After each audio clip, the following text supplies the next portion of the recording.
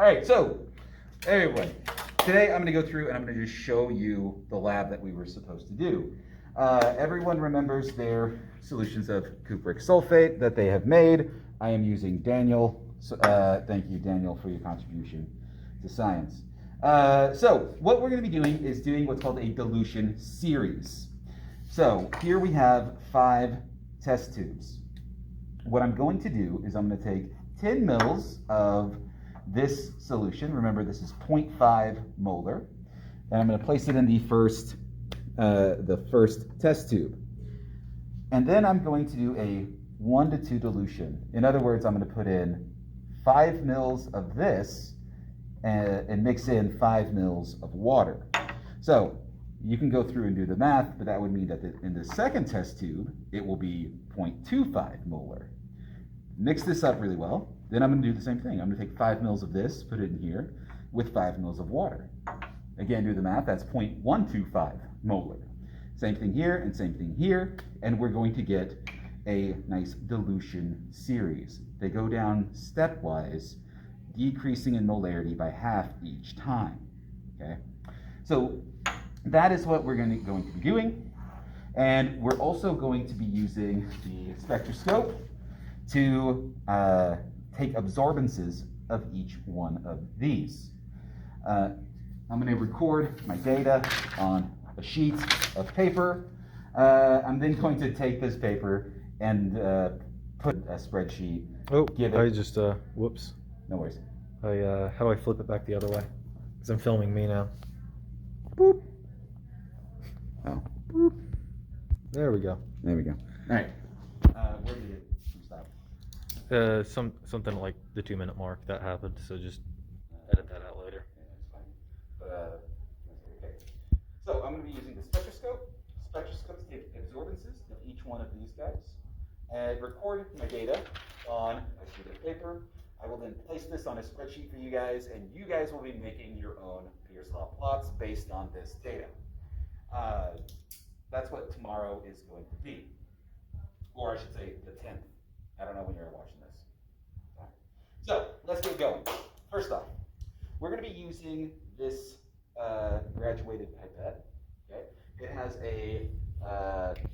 a little bulb on top, a little suction device. As I move this up, it's going to suck up a liquid. I can hit this button and it'll drain the liquid. And then at the very end, there's going to be a little bit left in the tip, so you can just spit that out. So let's go ahead and get this going. There's that. Oh, one thing that we can do, a strategy, is we can just go ahead and add 5 mils of water to each one of these. We can go ahead and do that right now. That way it's done and out of the way. So let's go through and do that. I'll show you how this works. Go through, stick it in, suck up until you get to 5 mark. So that's going to be 1, 2, 3, 4, 5 mils.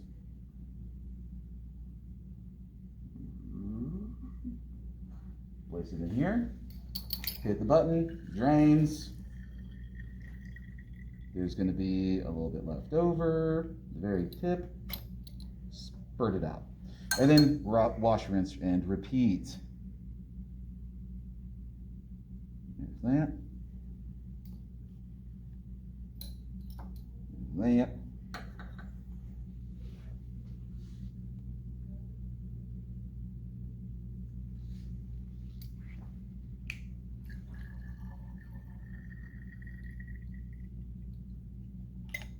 And through the magic of video editing, I'm going to speed this up so you don't watch me do this over and over again.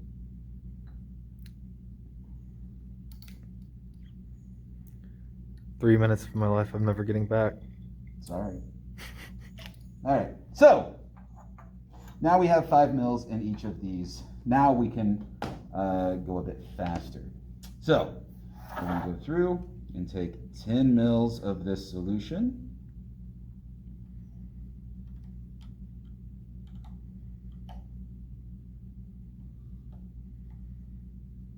It's up. Add it to test tube 1.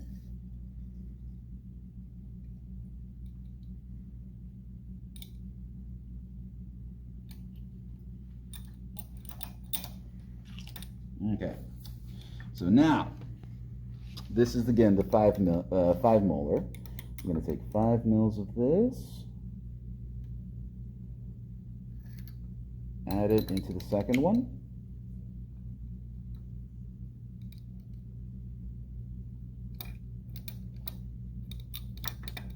And now we can kind of just kind of mix this up by sucking some up and pushing it back in to get it well mixed. Okay. Now again, take 5 mils of this, move it to the second one, or to the third.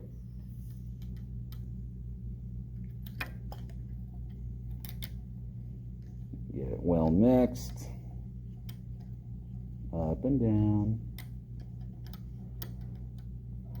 Once we've done that, get 5 mils here, move to the next. Can definitely tell visually right now. Oh yeah, how much more diluted it's getting. You can definitely tell that it's getting lighter as we go, which is what you would expect, right? You would expect that the higher concentration things will be darker, which is the whole point of this lab.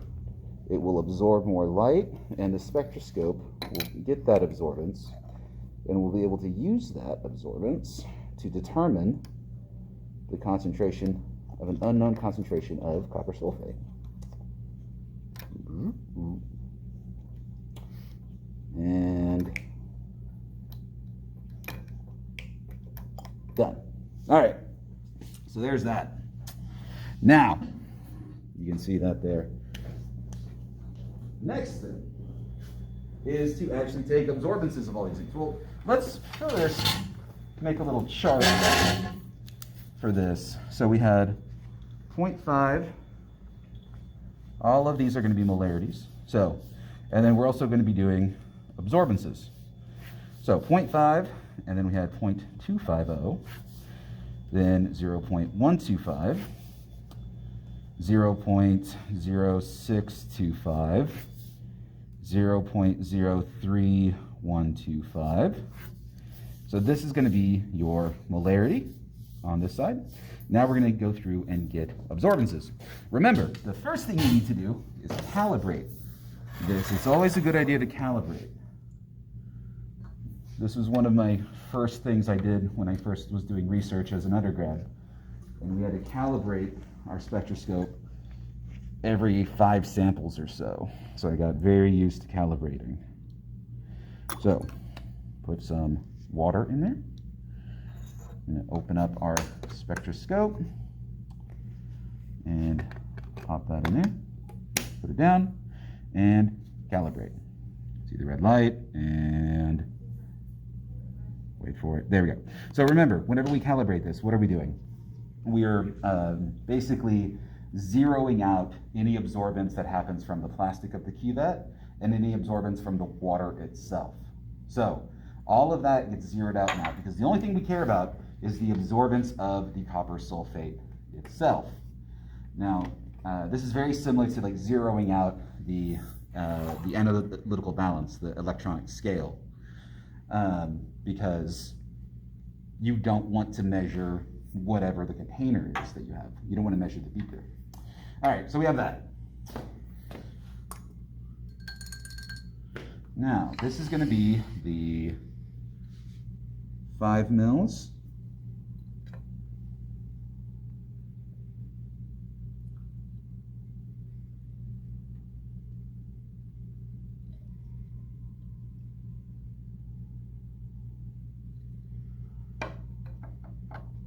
Or the 5 molar, I should say. 5 molar. And we will take an absorbance. Now this is going to be very similar to the absorbance that you guys had previously. So it's going to be very, very similar to that.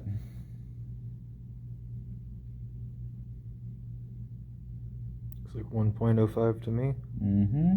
5.1, 5.2. Let it sit for a little bit. And this number, this back number, the thousands place, may jump around a little bit, but Looks like it's sitting around 0.051 to me. yeah, we'll say 5.1. There we go. All right, done with that, and move on.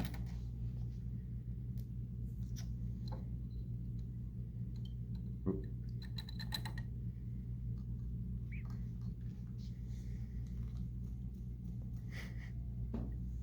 Okay. Move on to the next one, and I'm just going to freehand this.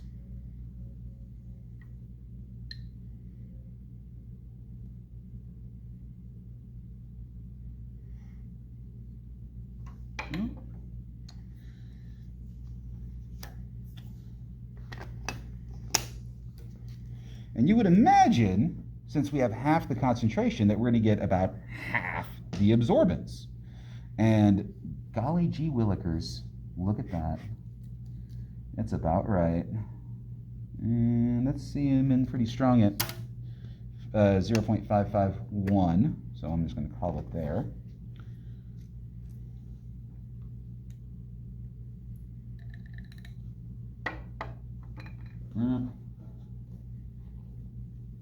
Clean out the cuvette. Move on. This is the 0.125.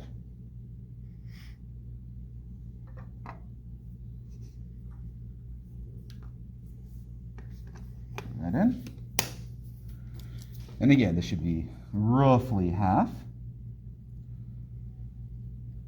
2, 7, 8. Pretty darn close. Pretty darn close.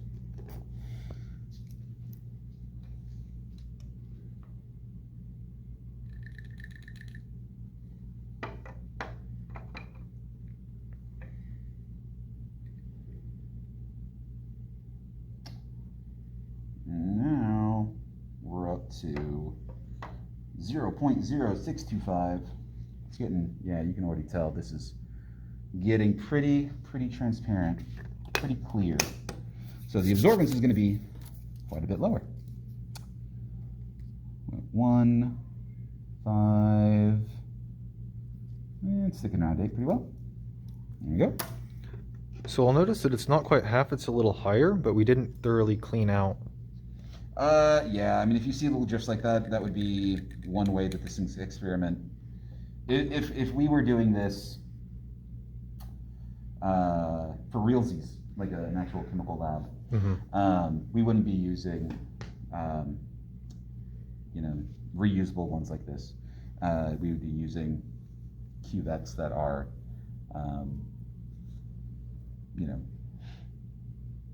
one-time use, so on and so forth. But we're in high school, we're not in a real chemistry lab.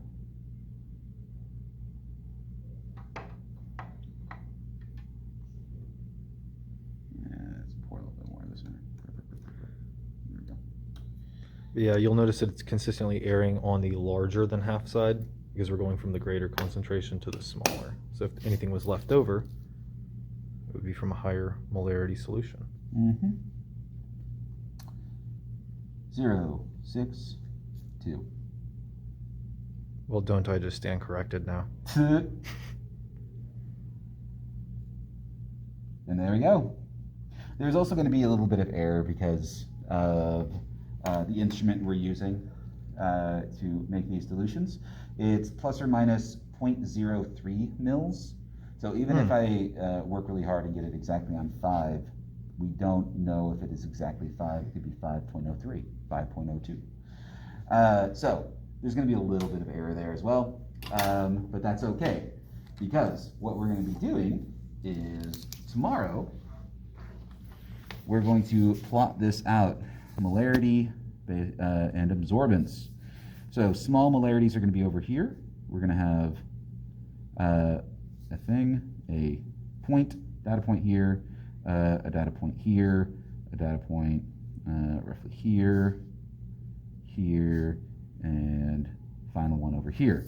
Now, these are basically in a straight line, but if you notice, they are a little bit off. Yours is going to be a little bit off as well.